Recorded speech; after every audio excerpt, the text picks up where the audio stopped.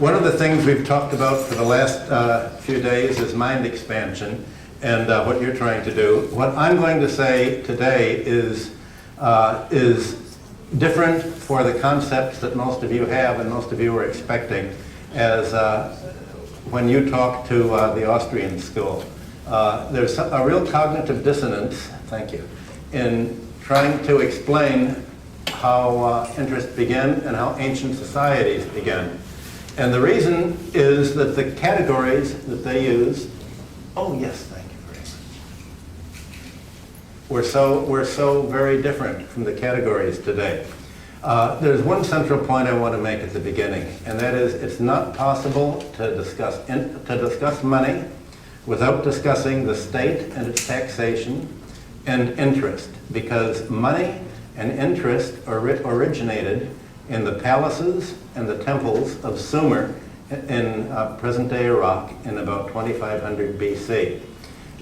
We have most of the documents, and people have talked about usury for many years. The biblical scholars don't know it. The philologists don't know it. The only people who you should even listen to begin to explain ancient usury are Assyriologists, because you cannot separate the charging of interest or money or government from the overall social context. And if you don't understand how society was organized in the Bronze Age, then it's going to be as if you got into a time machine and went back into the 2500 BC period and thought, how are you going to begin a society? And if you took an Austrian theorist there, or a Mengerite, they'd set up merchants and doing everything the way that they're doing. If you sent a socialist or a communist back, they'd organize things. The ancient societies did things in such a different way that it's more mind expanding to study ancient history than it is to expand the future.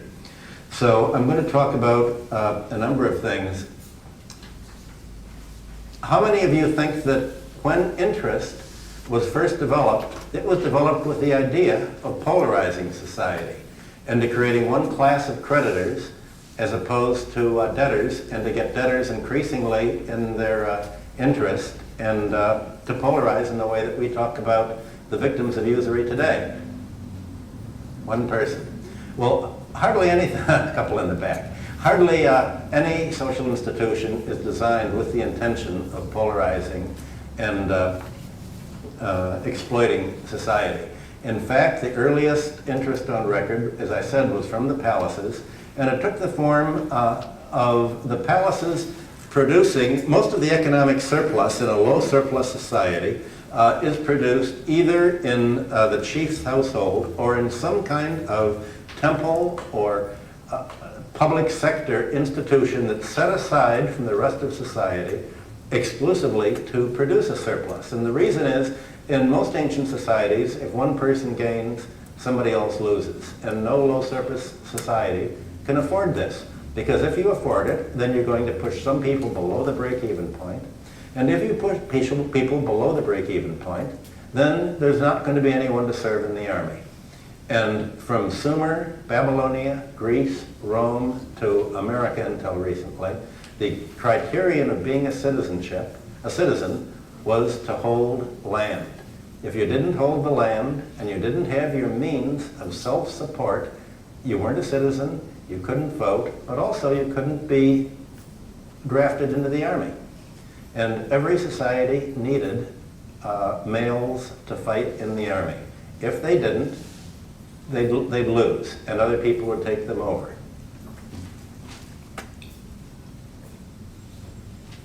There's a military manual by Tacitus in the 4th century BC, who obviously was a Greek, most Greeks, when they became adults, would take a name that they would make up for themselves, and Tacitus was obviously a Greek general, and he wrote a manual that's been translated in the Loeb Classical Library as to how to conquer and defend a town. And the first rule, if you're going to attack a town, is you promise to cancel the debts of all the people in it. That way you'll get them all over to your side. And the manual to defend a town is, you promise to cancel all the debts, as Zedekiah did in the Bible and as Coriolanus did in Rome, and that way you'll hold the people on your side. Of course, after they fought, then you double-cross them and you pull a George Bush on them, but that's tactics for you. So the idea of every society was to keep as much of your population growing as possible so that you'd have an army that would be able to defend you against other people or attack if you were that kind of a country. So the surplus took them. There were a lot of people who couldn't make it on the land, who couldn't support themselves. Some people were killed in war, and war widows and war orphans were part of them. Captured slaves were another part. They were added to what began as the chief's household and then ended up as the temple and then ended up as the ruler's household.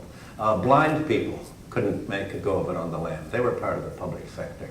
So you had a lot of people in the public sector, and these were the people who, instead of being cultivators on the land, became weavers and metalsmiths and musicians and all of the specialized division of labor. The specialization of labor was basically between these public institutions and the rest of society.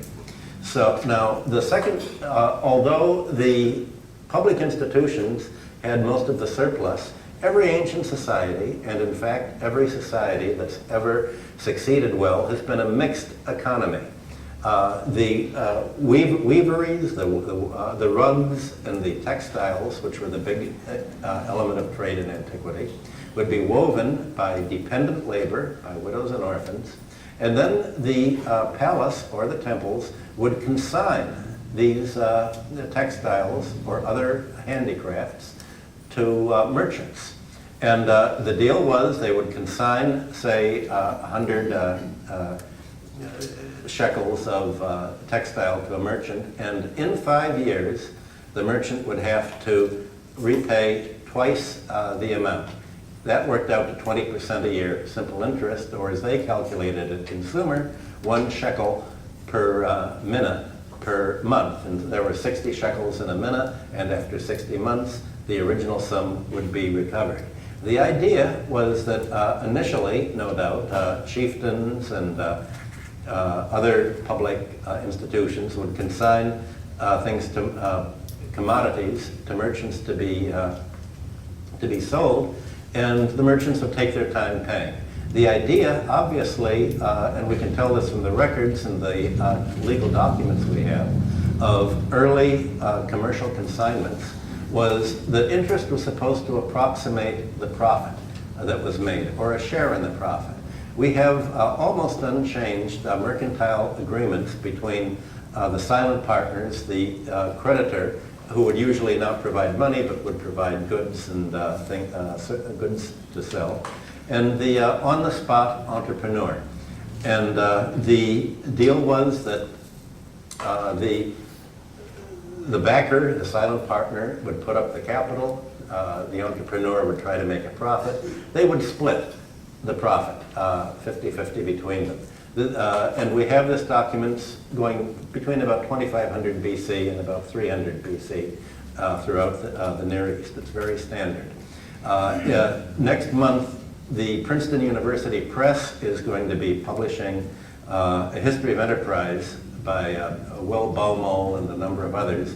And I've done the chapters on Antiquity, going over this in greater detail. So what you had were essentially these documents would say, so-and-so the debtor. Every document in antiquity was drawn up as a debt document. That was the legal basis. Most of the Bible, the agreements between the people and God, are drawn up as debt documents. Legal historians have found that trace the Bible back and found the language all based on debt documents and IOU, because that was the basic model or paradigm for almost all economic and social relationships in the ancient world. So you would have the borrower owe X amount to the capitalist or the supplier, the temple, after a given amount of years. And often there was the 20% interest that I mentioned, the 1 shekel per mina per month. However, if you look at the documents, there are a lot of outs. If a entrepreneur, a shipper, would borrow goods to trade abroad, if the ship were lost, he didn't have to pay the creditor. Same thing in Rome, all the way down to Roman law.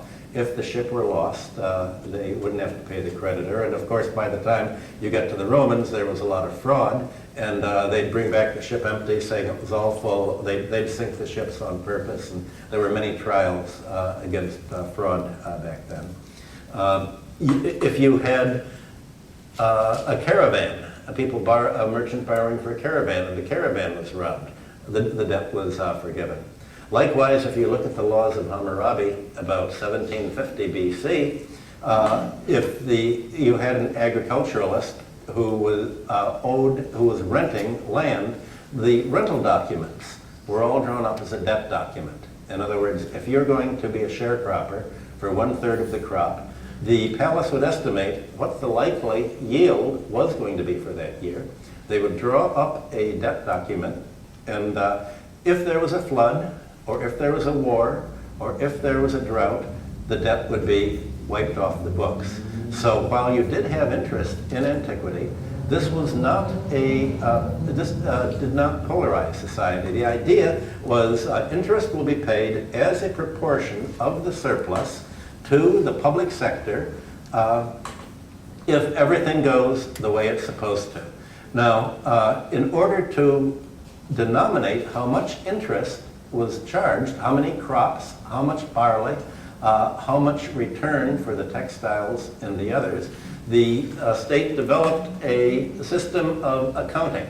And the first money was simply a money of account. And obviously, if a palace or a temple has different enterprises doing different weaving and metalwork, there has to be a common denominator. And so the original markets were created with fixed price ratios. 1 shekel of silver was made equal to 1 bushel of grain, and they also had similar proportions for copper and for wool and for other things. So you had a money was simply a means of denominating debt, and was divisible into 60th, so that debt, all of the weights and measures were calendrical in character. That is, they were calendrical so that you could have a time frame for the measures and measure out the debt that was done. So here you have the linkage. Money is a byproduct of debt, and debt was a byproduct of the mixed economy and the relations between the families at large, the citizens, and the public institutions. We don't like to use the word state in antiquity because when you think of a state, people will use the mistaken concept like the Code of Hammurabi. There isn't any Code of Hammurabi. A law code is applicable to the whole society, and the laws of Hammurabi only applied to the palace sector and to the temples, to the public institutions. The rest of society at large had an oral common law, and that's where the laws of murder or robbery or personal injury were all taken. Now, the field of Assyriology, in Stephen's speech this morning about Menger, he talked about people imagining that somehow merchants bartered back and forth and created this. Stephen also has some in his book, very unfortunate quotations from Heichelheim, a very right-wing writer who imagined that interest came into being by somebody lending cows to somebody else and taking their return in the form of calves. Nothing like this ever happened. The creditor was invariably the public institution. Nobody lent cows for calves. It was the word mash was for young goat. It meant birth, and the idea was that on every new moon, every month, a shekel would be born of the mina, the interest would be generated. The philologists have taken over. Now, I joined the Harvard faculty in Babylonian archaeology in 1984, And 10 years later, Harvard has been financing a group of archaeologists and Assyriologists and Egyptologists. And every few years we publish a colloquium on the origins of economic relationships. The third volume, I brought 2 copies, Debt and Economic Renewal in the Ancient Near East, describes the evolution of debt and the evolution of money. On my website, there's also something I did years ago, a summary of a larger book, The Lost Tradition of Biblical Debt Cancellations, that shows that almost all of the Jubilee year and the biblical laws on money and finance all go back to Babylonia. Almost everything came out of the Babylonian context, including the practice of charging interest, which you can trace diffusing from the Near East to Greece and Rome around 750 BC, when trade began to develop again from the Near East to Rome. So it's necessary to realize not only that the roots of all of these practices begin in a context where the laws were not pro-creditor, because by Roman times, you had one of the Roman historians go to Egypt, and the Egyptians explained what the logic was when the pharaohs canceled the debt. I'm sure you've all heard of the Rosetta Stone, right? The Rosetta Stone was a debt cancellation. And everybody knows that it had the 3 languages. Nobody would dare say what they were saying in it. They were saying, in the tradition of the pharaohs, I'm canceling the debts because I'm a new ruler taking the throne. Throughout the Near East, for thousands of years, every new ruler, the first act he would do upon taking the new throne was to cancel the consumer debts. But now there's going to be something very tricky. There's an idea of I don't think you've spoken about the medieval idea of usury and interest. This whole concept of usury and interest has been pretty much misinterpreted in modern times. The Antiquity had no words to distinguish between usury and interest. Any charging of interest was called usury. However, there was a great difference. When the debts were canceled by the Sumerian rulers, they canceled what were called barley debts. Barley debts were the debts of agriculturalists, of consumers, and citizens. These debt cancellations did not apply to silver debts and debts among merchants. In other words, the ruler, and the Egyptians explained this to the Romans, the rulers say, we're going to do 3 things in the debt cancellation.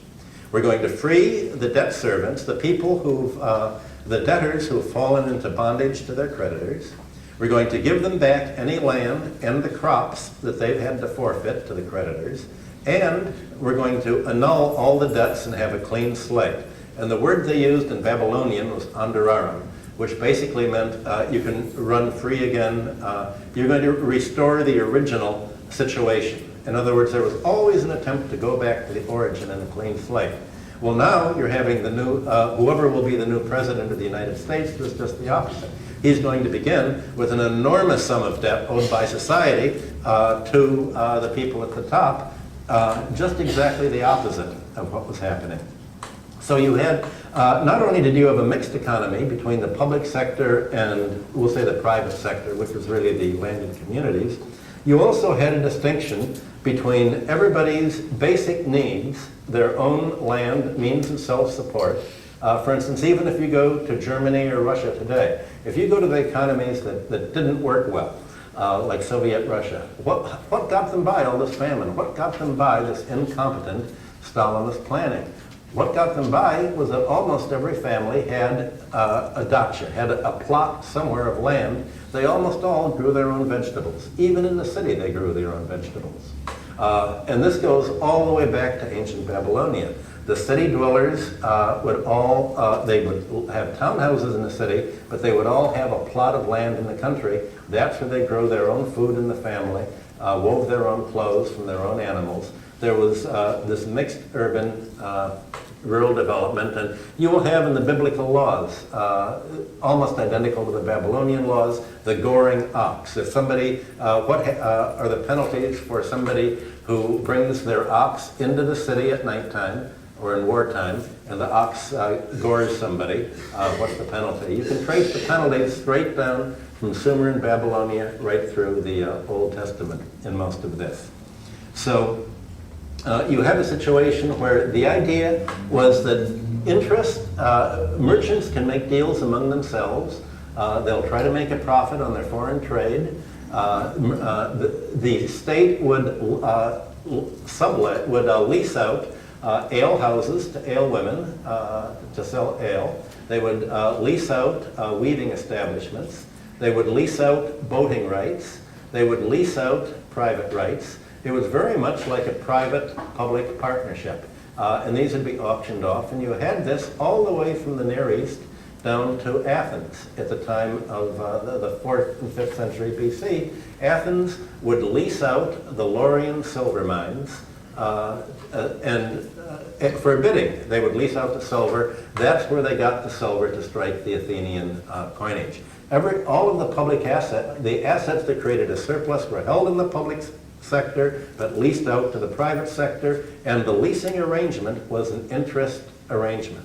So that these debts among the well-to-do were not canceled, because the theory was if you have a lot of money, you can afford to lose it.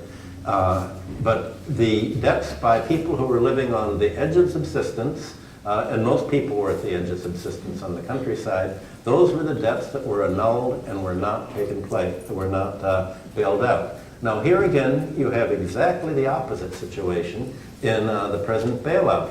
I mentioned, I think the other day, that in order to, the talk now I gathered through the Wall Street Journal this morning, is that Bush wants to bail out the hedge funds as well, all of his friends and all the gamblers.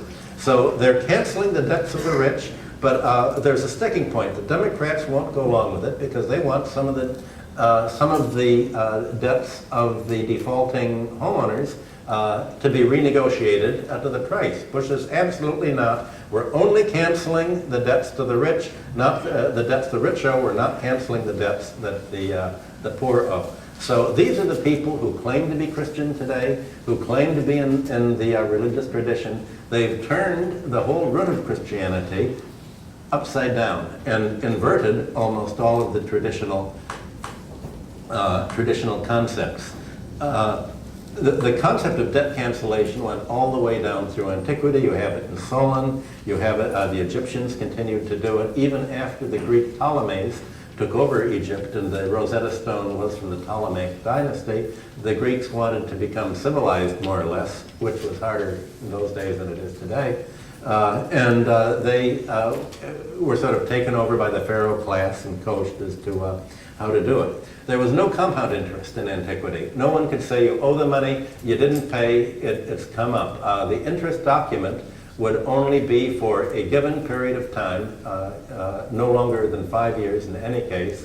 The creditor at that point had to draw up a new document. If there wasn't a document, he couldn't collect. In almost every country, from the Egyptian pharaohs to the Babylonians, said the creditors tend to be such liars. They tend to be so dishonest that if they can't produce the document, then the law is null and void. And in fact, the documents at that time were only memory aids to the witnesses, because the important part of the document was who the witnesses were, and the witnesses would have to appear and say, yes, this is the actual document. And a debtor, you often would take the hem of their robe and put the hem on the clay tablet. All of these are in clay tablets to show that it was indeed their signature, more or less. Obviously, you're getting the inference people did not change their clothes as much back then as they do today. So this was more or less the context for usury at that time. The moral is that money arose out of the debt process. Again, the debt process was very pro-debtor because is what happened in Rome. Rome was the first society that came and had a completely different set of laws. A debt is a debt. Rome stopped canceling the debts. Society polarized very rapidly, and every major Roman historian had an explanation for the decline and fall of the Roman Empire.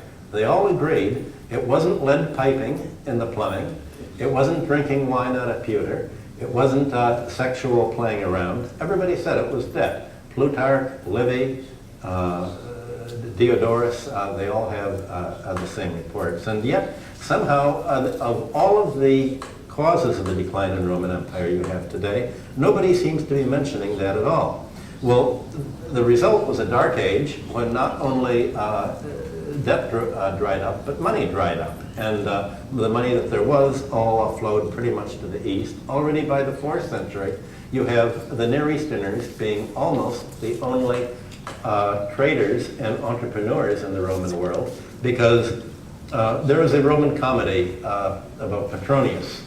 And you had the slave, Trimalcho, and Trimalcho was a slave, ended up as a big creditor. Slaves could be creditors in the ancient world, and they could be creditors to the masters. So the debt was so independent of legal status that most wealthy people, it was considered still so bad and such an unpleasant way of making money, to make money through money lending, that the rich people would always consign it to the slaves to do, or to foreign immigrants. They wouldn't do it themselves. So Trimalcho, after he made all of his money, took it all and he put it in land so that he could become a public, he could achieve status. And that was part of the problem of Rome. The idea of achieving status was to make money through usury, money lending, and then put it all into the land. Nothing into commerce at all. There's hardly any commercial enterprise. Well, at the end of the Dark Ages, you had the church essentially reviving around the time of the Crusades, and the Crusades ended up looting as much gold and silver from Byzantium as you would have Spain loot from the New World after 1492. And so this began to trigger a remonetized economy and also an international economy. The banking, as I'm sure most of you know, was started by the church orders themselves during the Crusades. As wealthy land barons would go to fight on the Crusades, they'd want to transfer their money somehow to where they were going so that they could afford to spend it when they were over there. So you had essentially the church orders, the Templars and the Hospitallers and other groups, acting as money changers, and they said, we're not going to charge you any interest because that's against the Bible. We'll charge you a foreign exchange conversion, which is agio. And because of the church ban on interest, the church didn't realize that all throughout the Bible, when they talk about how bad money lending and usury is, they're always referring to what the Sumerians called the barley debts, the consumer debts. There's nothing in the Bible at all about any commercial lending, any commercial debts. And that's because the Bible isn't an economics, how to do it textbook. It had a different topic. But at the time, the fact that financial transactions occurred in the same way all over the known world meant that they didn't have to explain how society was structured. They took it for granted that people would know. And when they denounce usury, and when they denounce the rich getting rich off the poor, it was known that these were the barley debts. There was no denunciation of merchants making money themselves and impoverishing other merchants, because even if a merchant were impoverished, even if a merchant lost the money and was wiped out, they would still, as citizens, have their own land, and they would be able to keep their own land and their own personal freedom under the debt cancellations and those. These were all taken for granted in antiquity. None of this was known by the church, so at the time, from the 13th century on, when church doctrine permitted interest, as long as it wasn't over a given amount, in other words, they made a distinction between interest and usury, they weren't aware that they could have looked at this bifurcated society and said it's okay for merchants to charge interest for each other, not fair to charge interest to the others. It was Islamic law, hardly by surprise, that preserved the ancient Near Eastern meaning, but even the Islamic law said there's no interest even for the merchants themselves. They'd lost this concept. They banned interest as such, but they arranged it on the same basis as a profit-sharing contract, which is what you find in the Mesopotamian documents all the way back. So you had the failure of the church to distinguish between commercial debts and personal debts. Everything was banned. What legitimized the charging of interest was, number one, the fact that the church orders were engaged in it, and second, who were the debtors? The main debtors that legitimized it were the kings.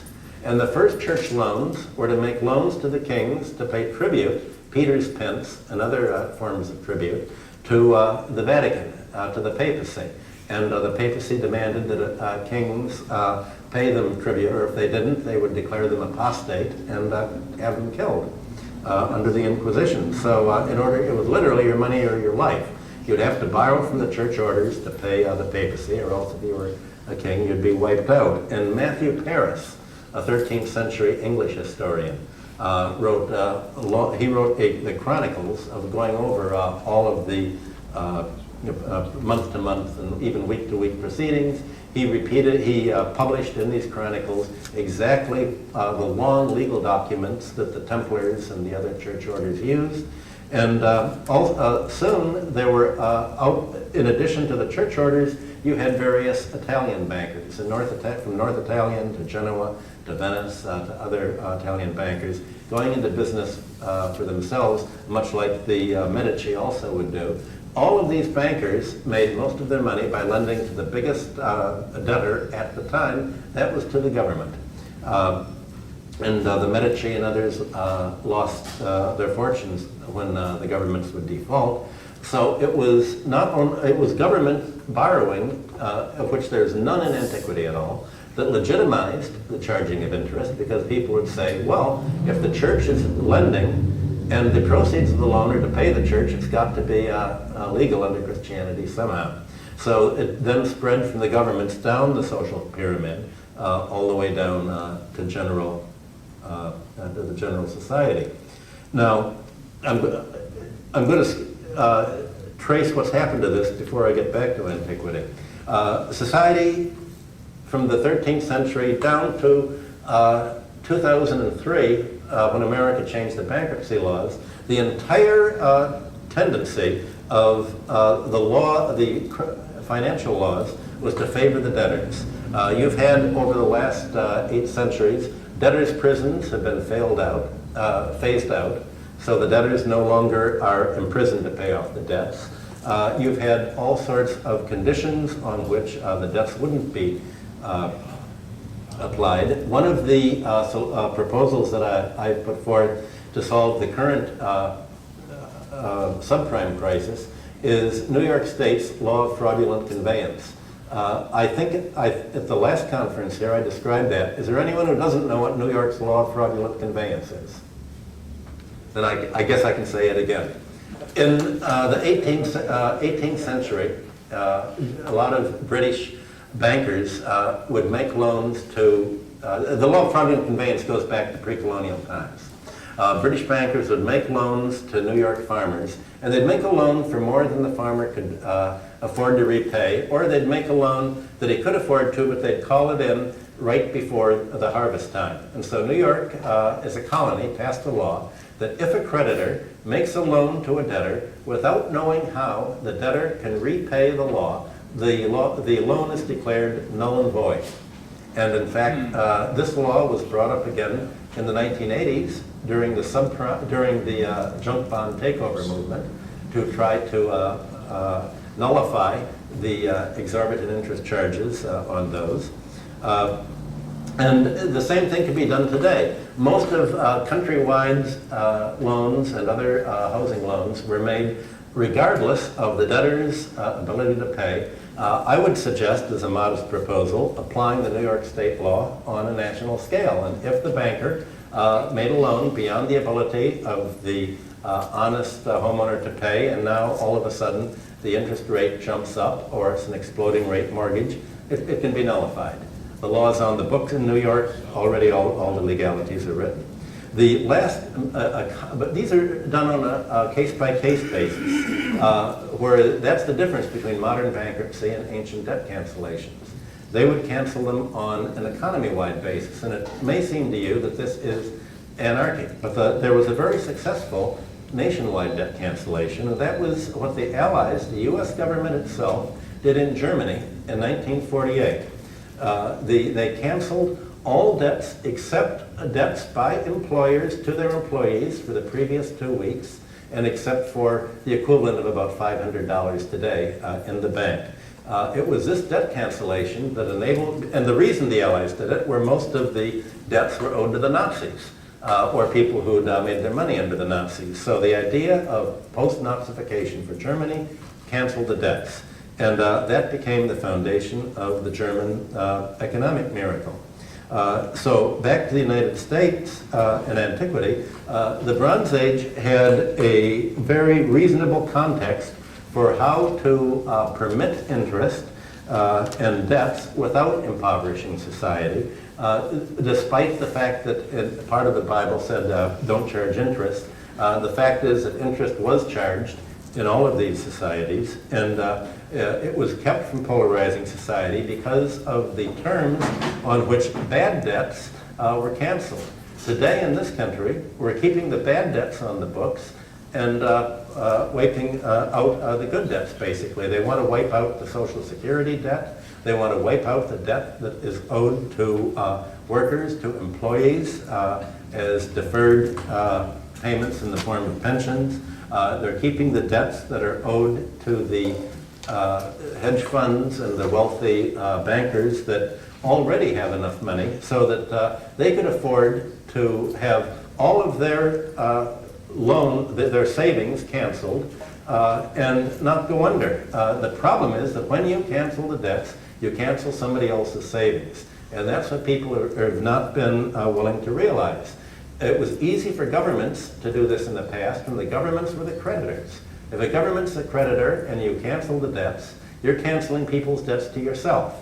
The hard thing is when you try to cancel debts that are owed to the rich, because especially by Roman times, when the rich took over the governments, when there was an attempt to have a debt cancellation, the government people who did it, the Gracchi brothers in Rome or others, tended to be murdered, and that was when the class war really was a physical and violent war. So I can close now, I suppose.